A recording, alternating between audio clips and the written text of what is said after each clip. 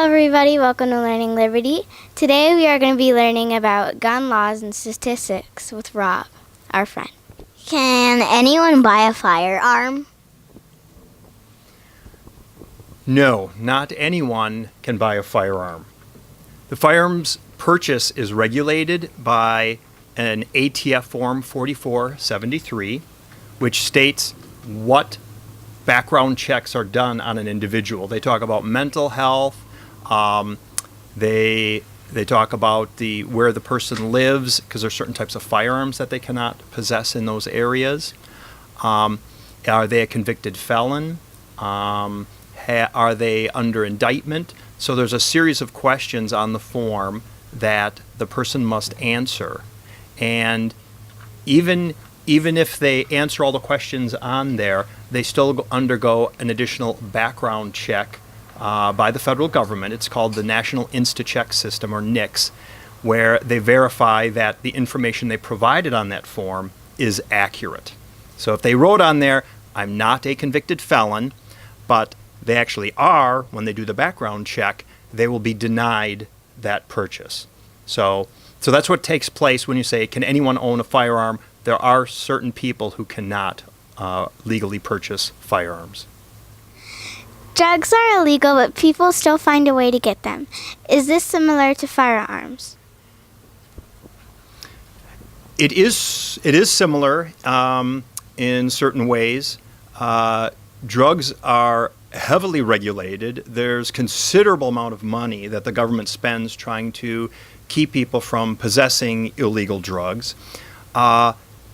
Individuals also get firearms through similar means. They may steal them. They may have someone else acquire the firearm for them. Recently, there was, even in a country that has very tight gun control, where an individual used a sharp instrument and used it to steal firearms from two police officers, and then they used those firearms. So people that, just like with drugs, people that want to get them, even though they are illegal and may be difficult to get, and the government wants to try and restrict the possession of them. Same thing with firearms, where people will do almost anything to get them if they want to get their hands on it.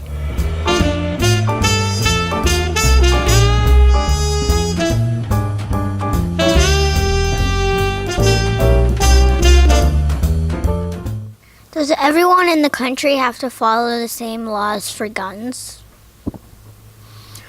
No, not everyone follows the same exact laws. There are federal laws, which cover all the states, and there are state and local laws within those states that are different. So someone who lives in a city, for example, that has very strict gun control, they would not be able to purchase or possess the same type of firearm that someone lives in an area where there are not these restrictive gun laws. So not everyone always has the same laws to follow.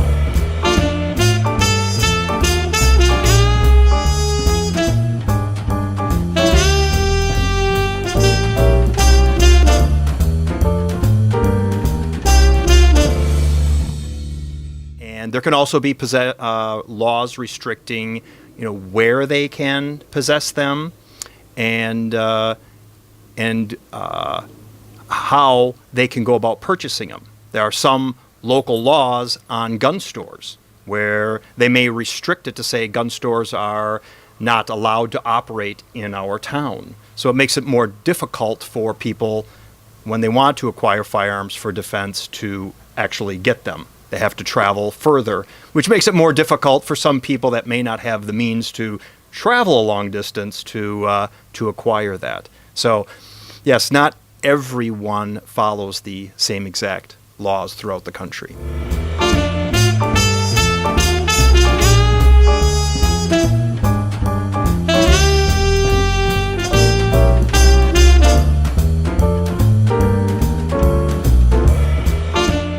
Can people take guns anywhere they want to?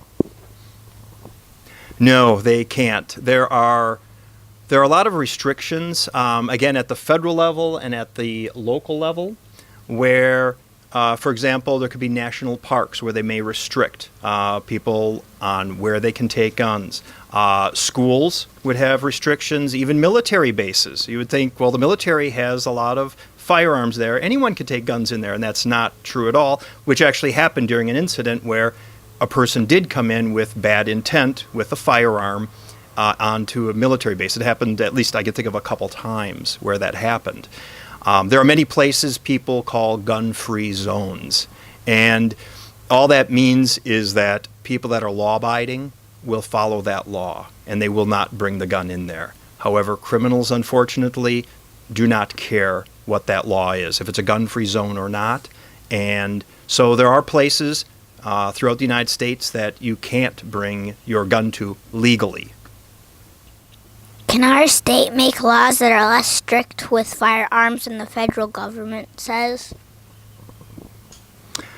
No, states cannot make laws that are less strict. They can actually make them more strict or more restrictive than the federal government.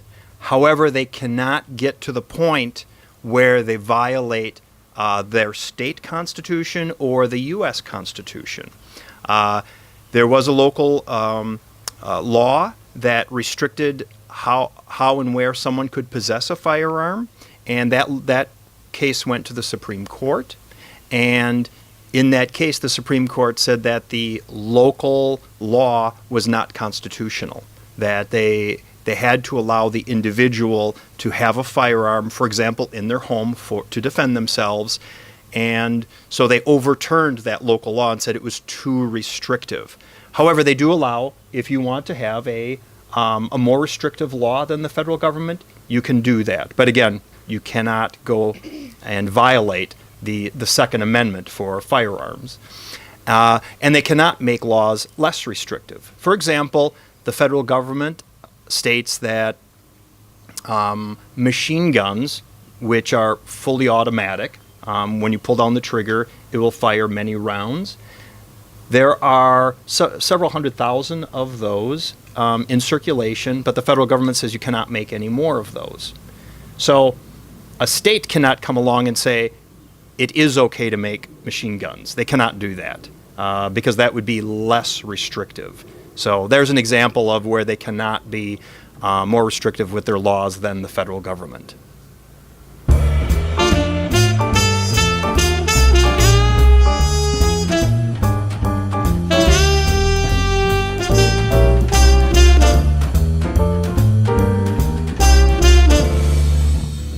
What about limiting guns just to police and military? To limit these firearms just to these individuals still would never rid society of individuals who can do ill. Because unfortunately, even in the military and police, we've had individuals who have done bad things with firearms. So to say that we would get rid of it still would not happen. And the Second Amendment, currently the Supreme Court states that individuals can possess firearms. It doesn't state that it's limited to military and police. So right there you have a problem with the Second Amendment and the Supreme Court ruling stating that individuals can have firearms.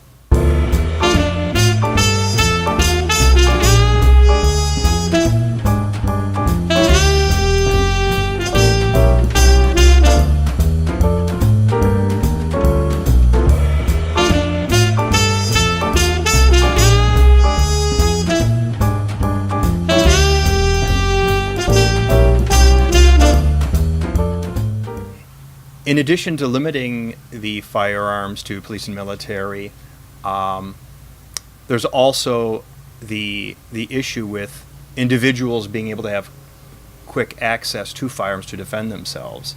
And it is indeed when seconds matter, the police are minutes away. And that's why it's so important for individuals to be able to have what they feel necessary to defend themselves. So limiting it to law enforcement and to military would not resolve that issue of allowing someone, which the Supreme Court currently states, they can possess firearms to defend themselves in their home. People talk about common sense gun laws like background checks, permits, and waiting periods. What do you think about this? We currently do have background checks, and so that is it's reasonable to make sure that individuals are fit. Currently, the mental health issue is a hot topic right now, because it's how do you determine someone who is mentally unfit to possess a firearm. On the background check, you have to be adjudicated by a judge, mentally deficient, in order to be denied a firearms purchase. There are proposals out there where they say that any individual can report in another individual to the police to say they are not mentally fit to possess firearms.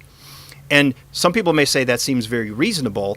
The problem with that is, though, if someone does indeed have a grudge against someone else, they could call the police on them and say, this individual is not mentally fit, and determining on how the policy is implemented, what the exact specific law would allow, but potentially it could allow police showing up and potentially taking firearms from an otherwise law-abiding citizen. And so that's part of the problem with doing the background checks on that. And other issues that people consider common sense are the bump stock issue, where people say, well, if we get rid of bump stocks, that seems pretty common sense. We don't need these, which is a device that allows a firearm to fire more rapidly. However, accuracy is not readily apparent with using that type of device, but it does allow a more rapid firing of it.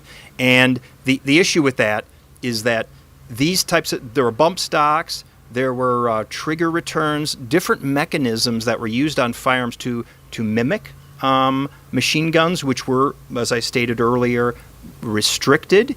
And so people that still want to enjoy that aspect of firearms are finding other means to do that. And it still is not addressing the root cause of firearms violence. It's looking at some cosmetic fix to it.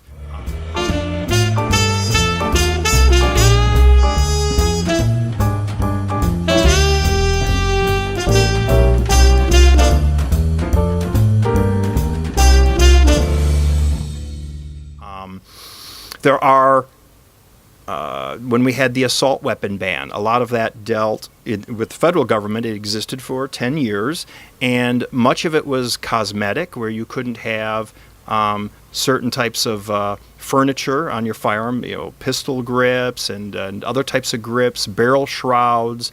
There was even bayonet lug on there, which I personally haven't been aware of a bayoneting issue, but they felt that we should not have bayonet lugs on the firearms because that somehow increased the lethalness of it, or made it more deadly.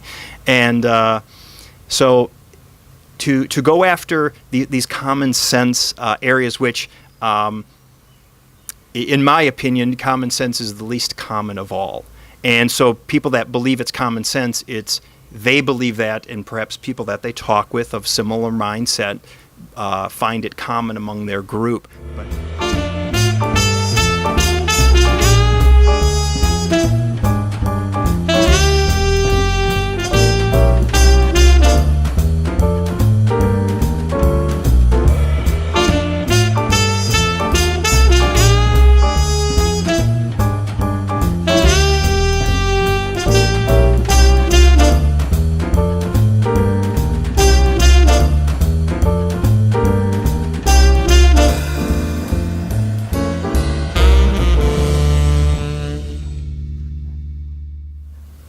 so the phrase common sense is best utilized in smaller groups, where these groups can determine what is suitable for their interests.